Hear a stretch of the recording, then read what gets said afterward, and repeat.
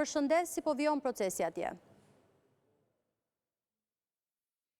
Daliana, ju përshëndes, atëherë unë nga Korça jam zhvendosur në KZZ-n e Bashkisë së Maliqit, këtu ku aktualisht në këtë KZZ nuk përpunohet, pasi grupet të numërimit janë tërhequr rreth orës 14 të ditës së sotme për shkak të lodhjes dhe do të rikthehen rreth orës 20.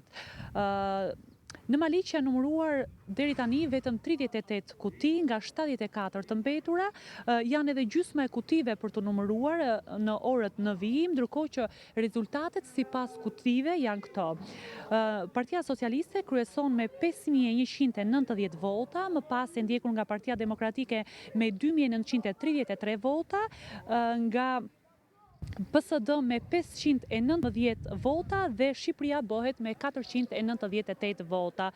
Ndërkohë, sa i përket edhe bashkive të tjera të qarkut të Korçës, është edhe bashkia e Pogradecit e cila po vazhdon procesin e numërimit të kutive, gjithashtu edhe bashkia e Korçës që ka 2 KZZ. Në bashkinë e Pogradecit janë numëruar gjithsej 71 kuti nga 106 të tilla.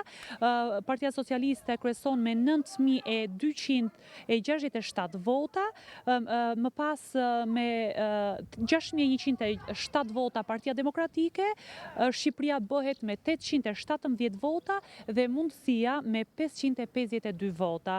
Sa i përket Korçës, janë numëruar 81 kuti nga 159 të tilla, Partia Socialiste kryeson me 10.559 vota, ndjekur nga Partia Demokratike me 6628 vota, Shqipëria bëhet me 816 dhe Mundësia me 451.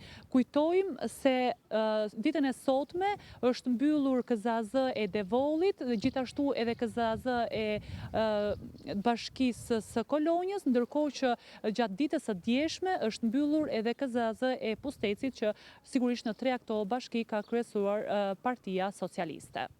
Mirë, Lorena, të falenderoj për këtë raportim. Pra, vijon procesi numërim, për momentin ka ndaluar, janë numëruar në total